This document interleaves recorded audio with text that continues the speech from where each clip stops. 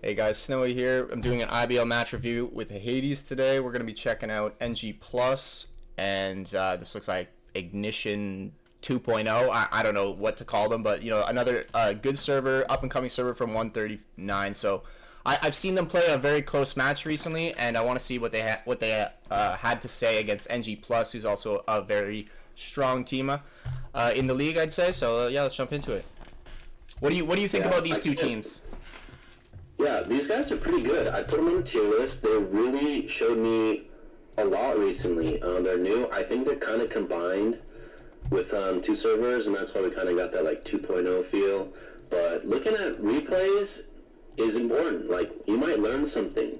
You might see something or notice something like, wow, these guys do something good. Maybe I'll adapt that into my play, right? Of course, that's the main reason to watch video replays of other teams, and also you get to kind of understand what they're thinking in their matches, and you can apply that, you know, knowledge to when you play them, right? It's just like scouting, and Exactly. we've done a lot of this, and it definitely helps when deciding where you want to allocate your guys to on each tower at the start of the match. So right now we've got, it looks like we have 6 from NG Plus going mid.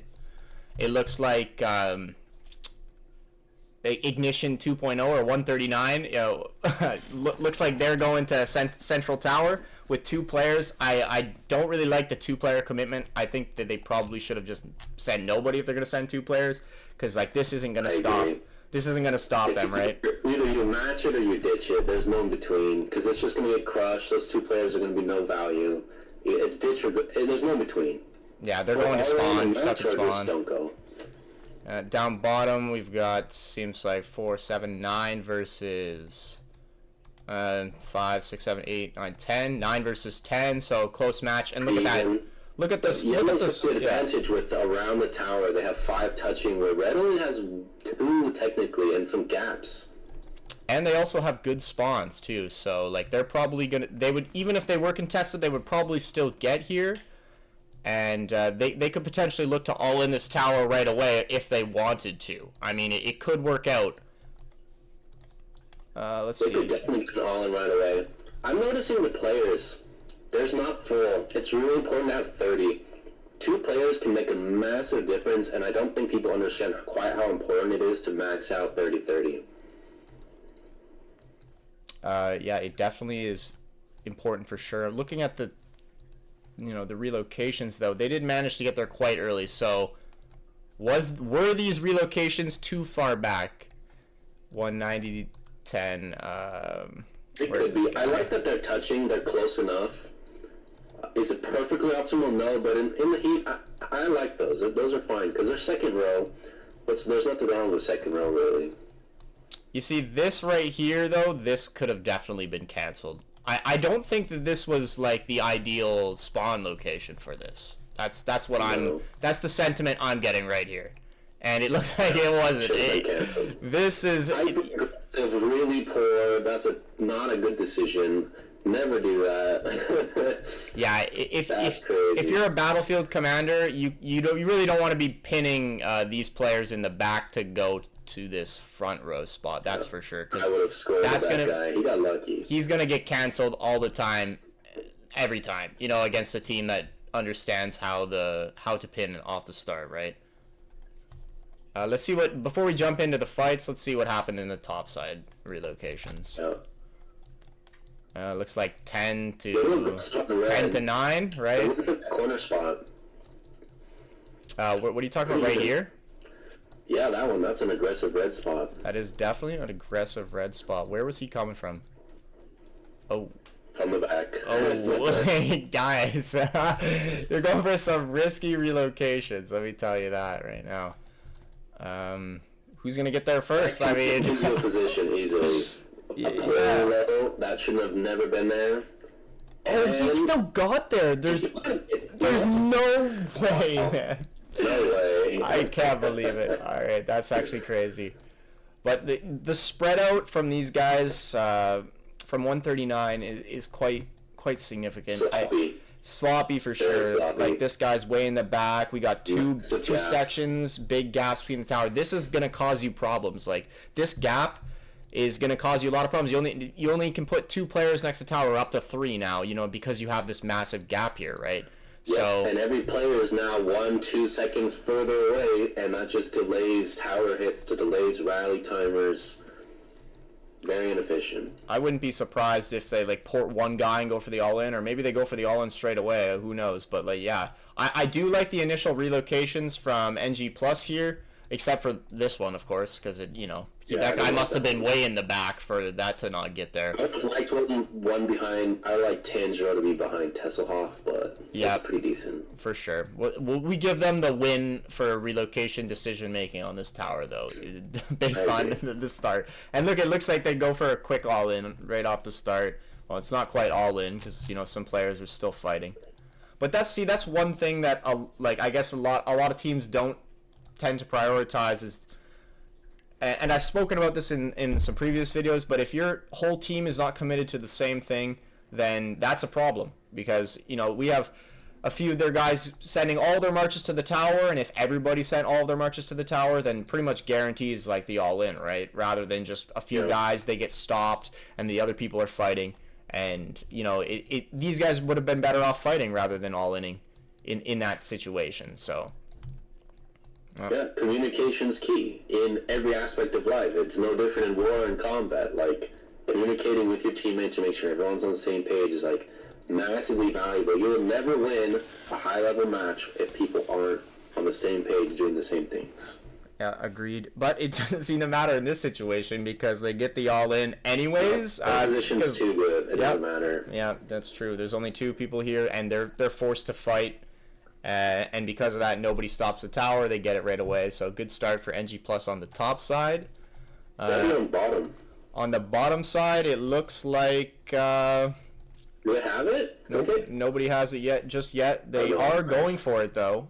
And not surprising, considering they also had, you know, that complete surround on the tower. Advantage, yeah. Oh, are they going to get it, though? Except it's an early port on the bottom of that tower. Ooh, they didn't get it. Yeah, and that early port, let's see what happened with this guy. Does he get focused? Or just have a weak march? I feel like he might have not defended himself. Oh, no, he did. Oh, he's all in the tower, not defending. Yeah, in this position, sending marches into the tower is good, but you got to keep your main back to defend, and hopefully that's good enough. And then if people are still, you know, doing solo attacks and winning, which they don't seem to be right now. Oh, there it is. The no defense on the last attack there. Focused. Oh no, he's defending. He didn't defend the one attack and then defended again. Yeah. So a little bit of sloppy play. He should be losing to the rallies, but he should be able to tank the solos. Yeah, March differential there. You got to be looking to keep yourself alive in this position and move back as soon as you can. Like, it's good to get the cancel off the start, but you're very vulnerable in this position. So yeah, I think that was a Bubbles position. Like, it's really, you want to try and save your points for Reborn, but if you're a defense player, like, that's the time to bubble. When 5 people are smacking you and you're going for the tower, just stall for a minute and you can go into the tower and not drop your bubble. Yep, 100% agree with that. Say he puts the bubble on, he goes in the tower. Maybe they get this, you know, they get this all in, right? Rather than him just getting ported away real quick. But on the other side of things, this guy pops the bubble maybe a little too late. And same with this person. That's a little late. Maybe a little late of a bubble. Would have preferred. I mean, we were 8 minutes in the game. Maybe they move back. Maybe they don't pop the bubble. Maybe they move back sooner. You know, same with this guy. Maybe he doesn't bubble and he just moves back. That's a good time to move back. You're at 12 to 18k prosperity. But they did manage to stop the tower, so that is one good thing for 139 here. That's true. I definitely see one of my big mistakes I see is people getting too low and then being useless. So either get ported or move back quicker. Yep. Because you sitting at a tower with 1 hit from death is very useless. Yeah, if people start to show up, you're going to get ported away and stuck in spawn when it really matters. You need to be there for when people start to show up, right? You need to be strong and capable of holding the tower, and if you're not, then you might as well die and go back and be useful at another tower, or just take the time to come back to your full prosperity. I see a small assault on their home. You want to go check that out? Yeah, let's see that. So, 6 Is it minutes. 3 versus 2? 6 minutes into the game, and what was this coming from? An altar, maybe? We got an altar player Looks here. like We got a few altar play. Yep. Red is dominating the altars.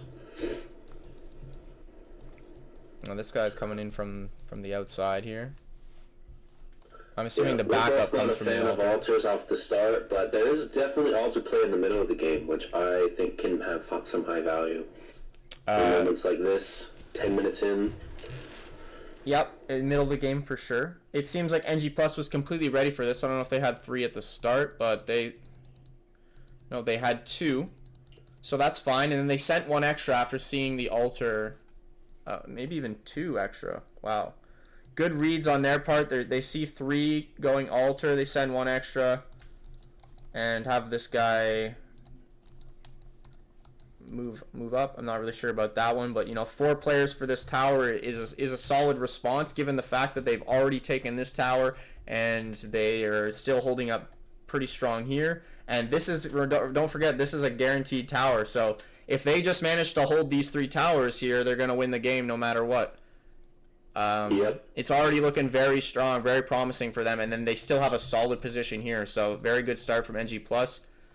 And having control of the middle is very crucial, and they pretty much just got it for free based off the allocations from the red team, which is kind of surprising. I don't think it's a wise decision to ditch the middle.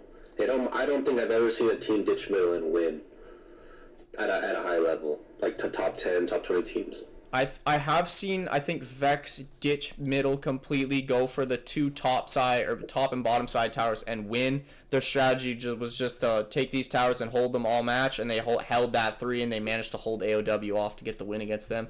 But I can't really recall any other matches other than that where they managed to pull it off. If I'm you sure there's a can ditch few. mid and win, you definitely outclassed them in some way, because there's quite a few extra points in the middle, and it's central because it's closer to everything. So controlling the middle gives you faster rotations. Yep. And this is looking like a very strong setup here around their home tower. Now they're going for this altar play, right? This is not going to be broken. If I have to guess, this is not going to be broken. Yeah, you could easily go 10 minutes in the future, and this is going to be just a waste of energy. There you go. Nothing's going to happen to this. I mean, they can send more. Guys on the yellow team can easily come defend this if they feel like they're struggling. This is never going to get broken. You have to send way more than even. You have to go with an actual assault or catch them sleeping, or it's just not worth it.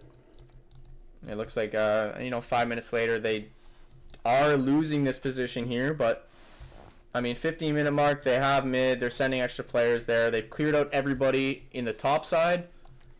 Good job there. Now they have quite a few extra. Maybe they can send a few away. It looks like they are to mid, which is good. This position is dwindling, but because they don't even have the tower yet, this is great. Like they're sending 10, 11 players here to get this tower. Maybe even 12, like 12 or 13 players to get this tower, and they still don't have it. And there's only 4 of them here. That means they are very strong on other points of the map, and they're already up 10k. So I'd say this match is pretty much over as long as they don't make any huge mistakes. Yeah, I agree. It doesn't look like there's much of a chance for a comeback here. The positions are too solid. The start was too solid. And it doesn't look like the red team has a build advantage in any way. So I think the start almost always is indicative of the win. I mean, there has been plenty of comebacks, but yeah, usually it is the result. So they really struggle to collect points. They're only going to keep the 2 for a moderate amount of time, and it's just going to be a slow bleed out. Looks like equal players in the spawn for both teams right now, or close to equal, but they have a pretty solid grasp around middle, completely surrounding it. It does look like they're sending away a few too many players from this tower, so a little risky given the fact that they're already winning this game. But we'll see how it plays out. Let's go like 10 minutes into the future. It looks like they see that there's not many defenders, and they start to, make an assault on the tower, but they're quick enough to respond. Yeah, to get back they to defend responded it. plenty quick. I think they were aware that it was weak and that they were ready, but Yep. they might actually have too many at their middle. Oh, and then they're making assault. I personally don't like that assault play in such a heavy winning position. Like, why risk it at their home where they have 5 people in base and 5 people defending? Makes no sense. Yeah, when did they decide to come here? There was one, so they saw like Came from the top. they saw like the That's really opportunity. They decided to go for it. Oh, there's 2 actually, but like this guy moves back. This is very telegraphed at this point. And they have a lot of players in spawn, so yeah, it's gonna be pretty easy to defend this. They come back. Ooh, gets the cancel there. That's pretty big. And now it's 4 versus 2. There's no chance for them to get this tower anymore. And yeah, no chance. Same thing. Coordination, communication. It matters a lot, and definitely in plays like this. yeah, but they're trying anything they can. I mean, wait, no, they're. I don't know why they're trying this when they're winning, but yeah, it does seem like at this point that this is just a wasted effort. But they're winning so bad, maybe it's a little limit test. Maybe they just are trying to have some fun. The game is looking pretty lost for the red team. They might have been bored. That might be what happened. Yeah. We've all been there. I mean, they might as well have tried here. Look at this. There's one guy here, and red needs to get something else. Shift focus. Look at the map. There it is. They found it. Yep, they found it. I wonder if they get it. Pretty good reaction. We talked about it, and then they saw it within about a 2-minute window. That's not bad in the middle of battle. But they do lose this tower, actually. Even still, these 3 to 4 players managed to get the all-in. It's going to be 4-1 here. Yeah. Yeah, it's going to be 4-1. This game's over now.